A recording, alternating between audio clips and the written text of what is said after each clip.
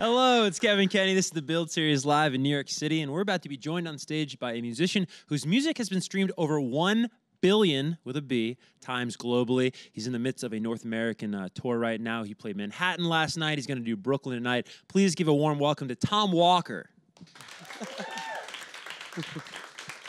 If I see him out of it, I was in a gaze. These are really cool Vans. I don't know if we have a camera on those bad boys, but those are cool. Let's lead with sneaker talk, huh? I like sneakers. Yeah, are you? Or trainers, as we call them. Trainers, right? Is trainer culture as big in the UK as sneaker culture is here? Because I feel like it's just exploding. I think so, yeah. But I think probably a bit bigger over here. A bit more serious, you know what I mean? Is Vans like your style? I feel like it's kind of like Vans or Nikes. I think Vans are... I've always been a Vans guy since I was like 10. Did you ever skate? Or was it just about... I used to skate a lot back Did you in really? the day, yeah. I don't find as much time for it now with all the music and what have you. But yeah, I used to... The label would love you skating and potentially No, when I went yourself. snowboarding, man, you should have seen they were like, we're not sure if this is a good idea. And I was like, I'm going snowboarding. Okay, okay. If we could bring back that music video we just watched for Now You're Gone. This is the acoustic music video with Tom, of course, and then also featuring a friend of this show, Zara Larsson. Yeah. How did you guys link up? Was this like a label thing, or did you know her at all? Basically, I wrote a song with a guy called Steve Mack, and it a guy named Steve Mack. Yeah, a guy named Steve. You may have heard of him. Zara was in the studio one day vocaling like a track of hers because they'd worked together loads of times, and we were looking for a singer to come on this duet that we'd done, and Zara heard it and loved it and like put a vocal on it then and there. So Steve just sends me a text like, by the way, you know, Zara Larsson's decided to do like a vocal on your track. I was like, what? Yeah. Are you serious? And then he sent it me and it sounded amazing. And since then, we've linked up and met a few times, and she's so lovely. Oh, and like a ridiculously talented singer as well. Oh, talented and endlessly entertaining. Yeah, she was. I couldn't even keep up with her when she was on the show. Yeah. It was just like, she was funny. I think of it. She was talking about she met Beyonce, and she was like just so starstruck and didn't know what to say. Has there ever been a moment like that for you with an artist where you're just like dumbfounded? You're like, oh my god, this is crazy. I'm with this person. I met Ed Sheeran really briefly. Yeah. Again in Steve Mack's studio. But I didn't know it was him. I didn't know he was going to be there because Steve... He's so unassuming. He just didn't mention it, right? So I've just like looked through the glass into like the vocal booth bit. And I'm like, God, that guy looks just like Ed Sheeran. And then thought nothing of it. And I was like, okay, cool, I'll get a coffee. And then he just comes walking through the door like, all right, Tom. I was just like, whoa. Like, you know, he's one of the dudes that kind of inspired me to start songwriting, you know? Right. He was writing about stuff I really felt like I could relate to at the time. And yeah. He was super nice as well. Like, people say don't meet your idols, but he was like he's such a chill guy. Yeah. Yeah. And he doesn't have to be, but he's the nicest guy in the room. Totally. Like, he gave me a lot of time of day and some cool advice and just was asking me how it was all going. And I was like, as if Ed Sheeran's asking me how it's all going, though. Well, what was that advice? Do you remember? It was we were asking, like, you know, like the American market we were mainly talking about, because, like, I've been over here a few times, but I feel like you can do all the radios in England in like a day. Oh my gosh. But like coming over here, there's like so many radio stations and so many promo opportunities and gigs, and the place is just massive, you know? I was chatting to him about like how he cracked it, and he was just like, just kept coming back and back over and over and over and over and doing every opportunity and every radio station, and just, you know, until finally, you know, he's like the world's biggest superstar. So oh, it's wild now. I'll follow the advice. Like, yeah, totally. I know. You know, you talk about the difference between the UK and America. I kind of laugh sometimes as a music fan stateside, because if you're a UK singer-songwriter like yourself, we just assume you were homeless and you were a busker. Absolutely. But what was the come up like legitimately like for you? You know, when I moved to London, I was like broke, but I wasn't homeless, you know? Right. I like overslept one night and missed a train and slept in a station. And I said that once, and then all the newspapers were like, Tom Walker was homeless. I was like, no, I missed a train and slept in a train station one time. And they're like, homeless busker, making it up through the ranks, you know what I mean? Sounds great when they introduce you on The Voice like that, though. You know what I mean? Totally. I think I was just like every young person working in London as a musician, and I went to uni there, and I had no money because it's like really expensive. I'm sure in New York you guys can relate. You know? Yeah. Oh, absolutely. But yeah. Do you find it's a bit different, and this might just be my American perspective, but I feel like if somebody wants to kind of like blow up as a musician in America, they'll do like YouTube covers per se. But then I find in the UK, it's far more you turn to busking before anything. You turn to gigging before anything. Well, I was just busking because I genuinely needed money at the time, and I didn't want to get a real job. So that was basically why I was busking. And it worked out. Some days I was making, you know, like $15 an hour. I was like, this is way better than this is great working at Tesco, you know? Yeah. So That's kind of what I was doing, and it was good to test material as well. If you go out and play a song on the street and people stop, you're probably onto It's the something. ultimate test. If nobody looks you in the eye directly and they continue to walk past, it's probably not great. Right. So it's a good test of like certain material, I think.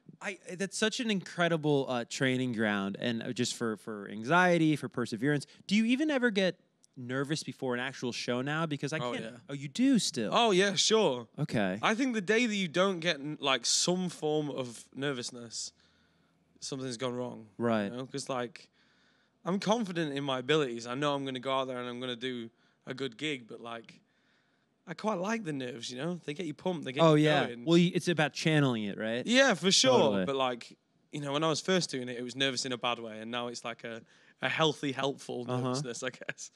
Do you still do the thing where you get nervous? Is anybody out there? Did anyone show up? Oh man, for sure. Like at sold out shows, I'm still like, what if nobody turns up? Like it's sold out.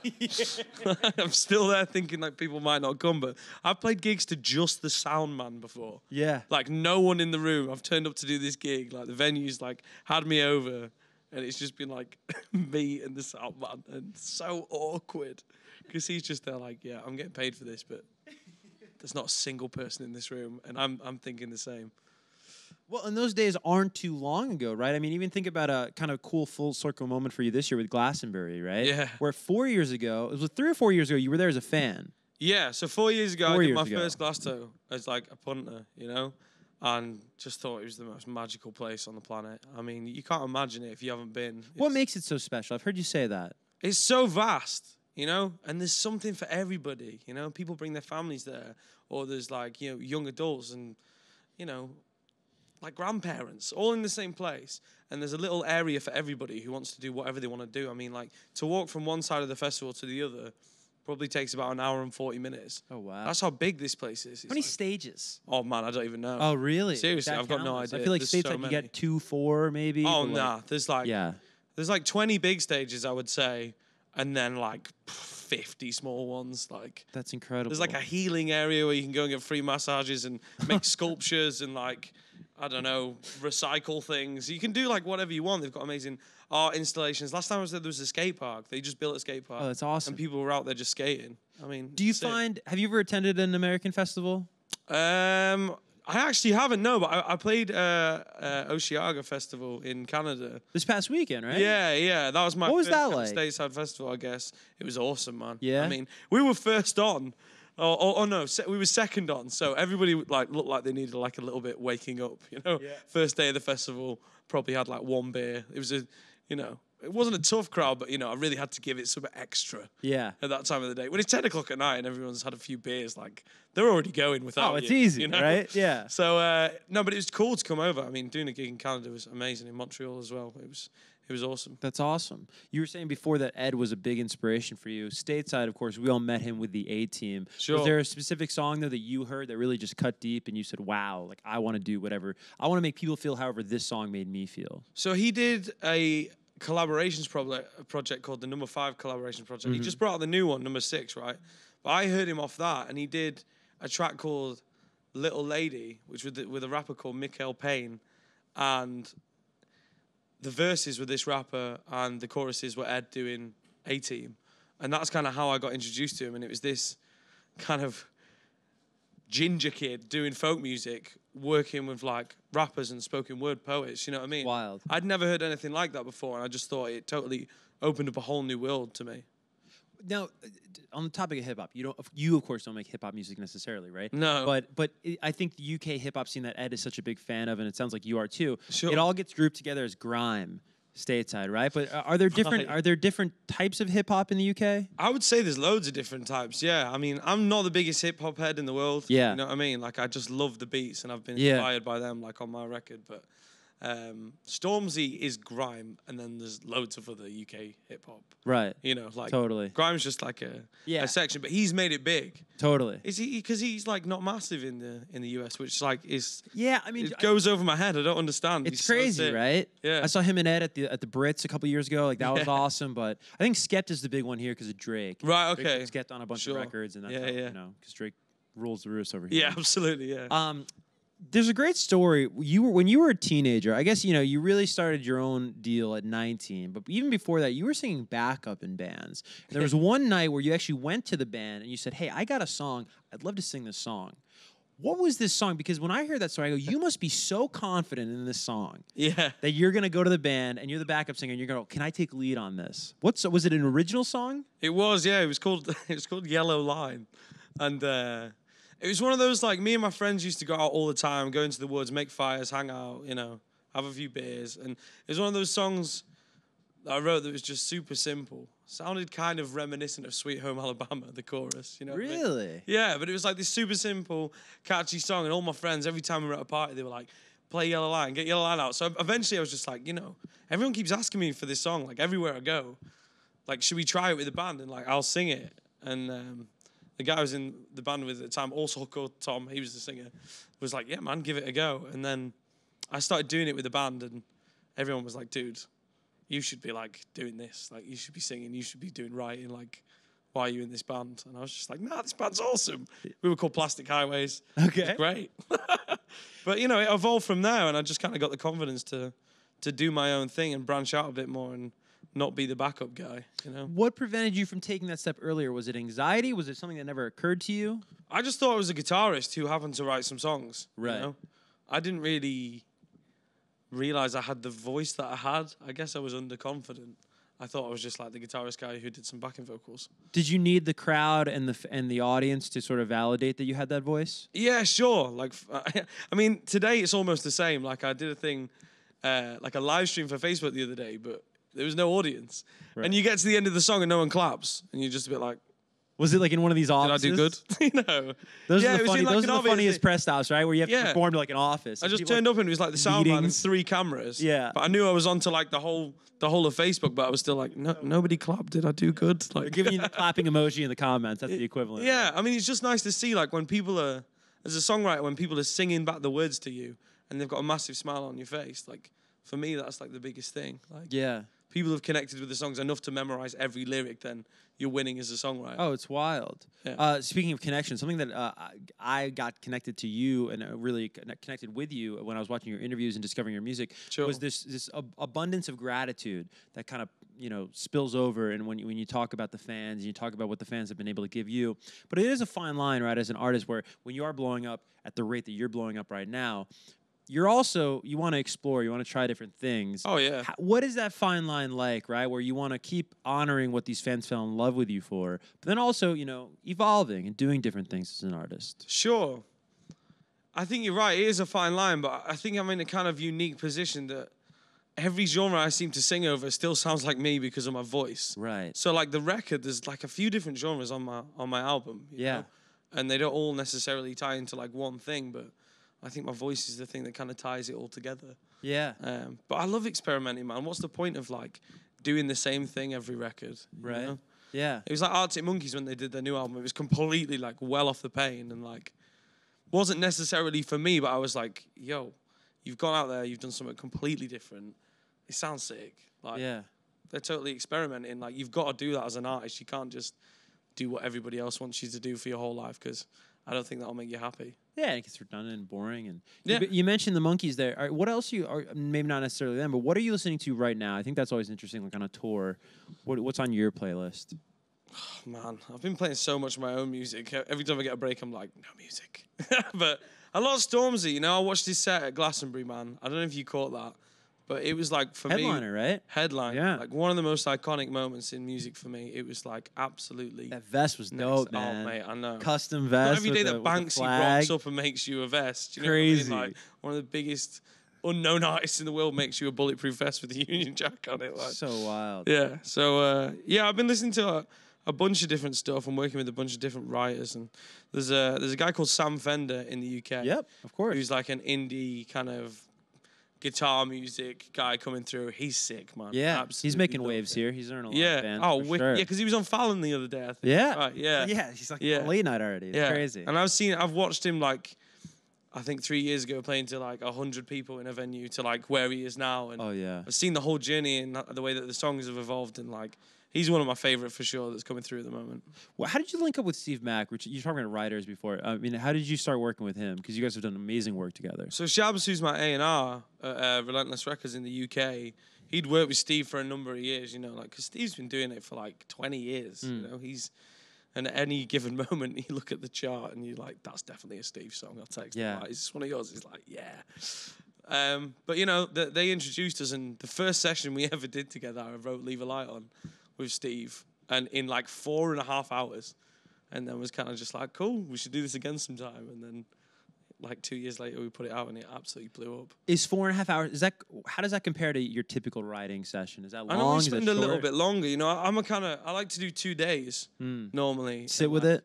Because I think when you go to bed at night and you wake up in the morning, if you listen to it and it's still sounding good, then you're onto a winner. You know, but like, you get so excited in the studio in the moment, like everything sounds great to me. Yeah. So I like having a day where I can go back in the next day after, like, you know, sleeping on it and internalizing it and having a look at the lyric and does it all tie together and make sense, and go back in and put the final tweaks in the next day. But it's hard to do that with crazy schedules. You know, Steve's a busy guy. Right. But he works so quick, man. He's like that. Yeah. And if you don't know Steve at home, Shape of You is a big record that he worked on. I mean, countless, but that's a big record stage. Yeah. Talk to me about What a Time to Be Alive, though. Yeah. What do you want to know? I mean, this is the album that's out right now. Absolutely. Did anyone joke about the Drake and Future mixtape when you were naming? Somebody mentioned it to me, and I was like, oh man, it'd be fine. Yeah. No, it's great. It's great. Yeah. But are you happy with how it came out and just this ride you've been on with it? Yeah, man. I mean, it's been absolutely crazy. I mean, when I started kind of doing this, I thought one day I'd make an album and it would do okay, but to like put out an album and do the gigs and have all the fans singing every song, even like track 13 on the album, you know what I'm saying? They've listened to it all the way through. They die hard and they love it. And then for it to go like #1 in the UK, I mean, it's crazy. Like, it's absolutely crazy. And I don't know, I'm just so fortunate, man. It's like, it's not every day that stuff like this happens to people. You're still pinching yourself, I'm sure. Yeah, honestly, it's just, it's madness. That's awesome. Yeah. We're going to get to some fan questions right here in the studio in New York City. And the first is going to come from our front row. What's your name, man? Mike. Hey, Mike. So when you were in the beginning phases of your career, how did you find a healthy balance between managing the business aspects but also producing the music? I found management very early, and you know, my management Covert Talent have helped me do that for me, basically. You know, like, I know a lot about the business now, like 5 years down the line, but at the time I was just like, I'm here to write the songs. You know what I mean? Like, I write the songs, I can record, I can produce, I can play, I can do the gigs, but like the business side has been like a real learning curve for me over the last 5 years. So yeah, I was just lucky to find the right management at the right time, I think. Thank you. No worries. Great question. We have time for one more, and it'll come from over here. Hi. We have a question from our site, buildseries.com. Sure. What would you be doing if you weren't a musician? I've thought about this long and hard. Unemployed, probably. I was a chef for like years, so really? Yeah. You miss cooking?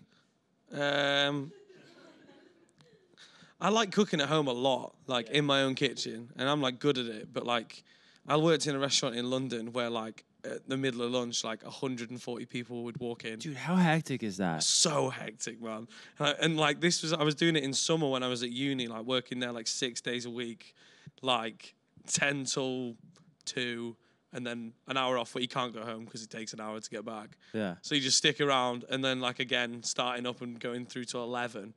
I did this like 6 days, and I was just like, "How are these people doing this, man?"